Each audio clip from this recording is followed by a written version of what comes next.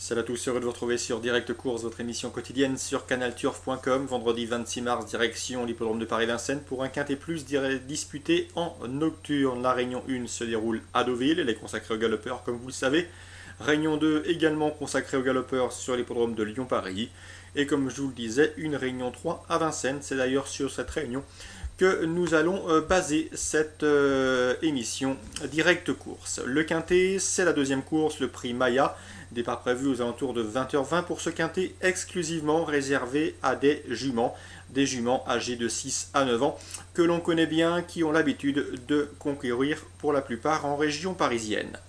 Dans ce quintet, les meilleurs juments, comme vous en doutez, se situent aux 25 mètres, avec notamment les candidatures de Pomme Girl, Kimja ou encore Pretty Dancer, sans oublier Qu'elle attaque. Mais attention, c'est le parcours des 2850 mètres de la petite piste, et vous savez comme moi, sur cette petite piste, il n'est jamais aisé de rendre la distance. Dans ces conditions, je vous invite surtout à faire confiance aux concurrentes et à certaines concurrentes qui à mes yeux possèdent une belle chance. Elles s'élancent au premier échelon.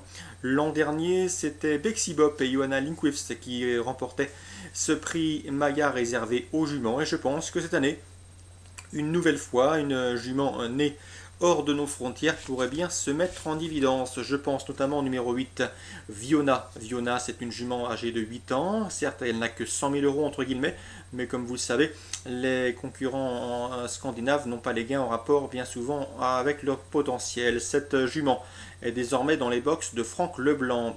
Elle a débuté son entresol par une disqualification, mais elle n'a pas tardé à remettre les pendules à l'heure. En dernier lieu, dans un lot bien composé, une course bien dotée, mieux dotée que ce quintet, puisqu'il y avait 80 000 euros de location, ce quintet en compte que 50 000 euros.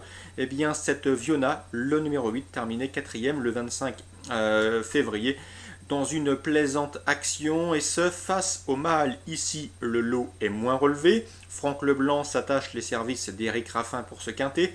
La jument sera déférée des 4 pieds et elle part en tête. Bref, à mon avis, il va falloir compter sérieusement avec elle, de surcroît, sur ce parcours piste plate qui va nettement l'avantager. Donc attention, ce numéro 8, Viona, j'en ferai ma favorite, je pense qu'elle est en retard de gain. Attention également dans cette épreuve au numéro 4, Highland Chronos. Je vous l'avais indiqué lorsqu'elle s'était imposée dans un quintet à Enghien, piste plate, comme ce soir et comme ce vendredi soir dans ce quintet. C'est une véritable spécialiste des parcours qui n'empruntent pas la montée de Vincennes. Elle aussi sera déférée des 4 pieds, confiée à Bernard Piton qui la connaît parfaitement bien pour l'avoir déjà menée au succès. En dernier lieu, elle n'était pas déférée, elle le sera ici. Méfiance, méfiance. C'est également l'un de ses bons objectifs du printemps. D'ailleurs, mes 3 préférées se situent au premier poteau et elles sont toutes les 3 déférées des 4 pieds, puisque j'aime beaucoup le numéro 6, Pinlandia Das. Cette représentante de Nomic Cordeau reste sur un échec à Lyon, mais un échec relatif, car ce jour-là, elle était respectée, entre guillemets. Son pilote ne lui a pas demandé le nécessaire et ont sûrement en point de mire cette course favorable pour elle, où elle part en tête. Sa dernière course l'a maintenue en condition, l'a bien préparée pour son engagement. Elle sera ici déférée des 4 pieds. Méfiance, méfiance, d'autant que Dominique Cordeau, ce mentor, s'attache les services du diable belge Jos Verbeek.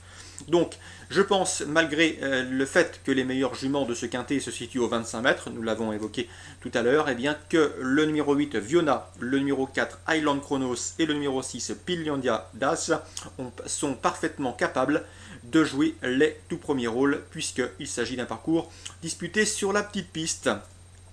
Pour les amateurs d'outsider, attention également au numéro 7, Océane Beauregard. La jument est en pleine forme, elle vient de s'imposer sous la selle. Auparavant, elle comptait 2 places de deuxième au trot attelé. Son mentor, Luc Gabory, et driver, la présente toujours à bon escient. Une jument respectée, une jument qui fait toujours son devoir.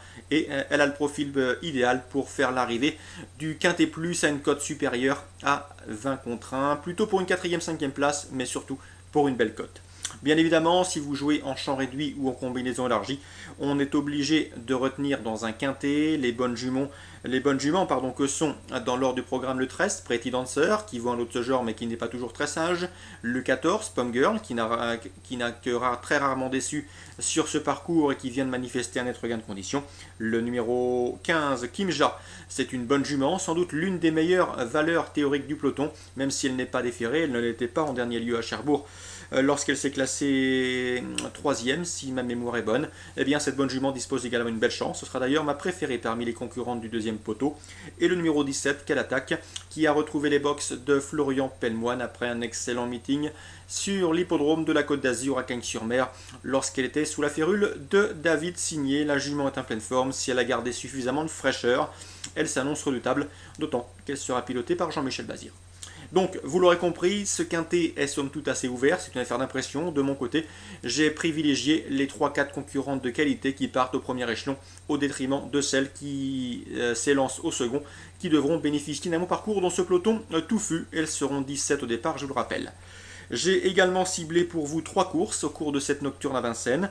Dans la première, belle information fournie par Vincent Gouin qui présente le 102 Thémis Arcarac. Attention à lui, la pouliche s'est montrée fautive en débutant sur l'hippodrome d'Argentan, une faute qui n'est pas à prendre au pied de la lettre car ce jour-là, elle possédait une bonne vingtaine de longueurs d'avance sur un certain twist de Loisel, un twist de Loisel qui a répété récemment à Vincennes en s'imposant, bref, une ligne en béton.